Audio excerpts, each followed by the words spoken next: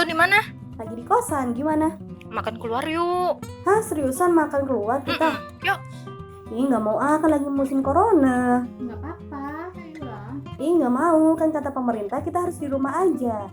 Dan nanti kalau misalkan kita pergi, kita kena corona terus meninggal gimana?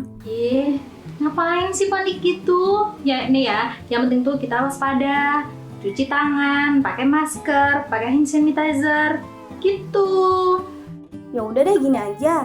Kita tetap jaga kesehatan kita, jaga kondisi kita. Kita pesan makan lewat online aja gimana? Terus kita curhatnya gimana? Gampang, kalau masalah curhat kita bisa video call sambil makan.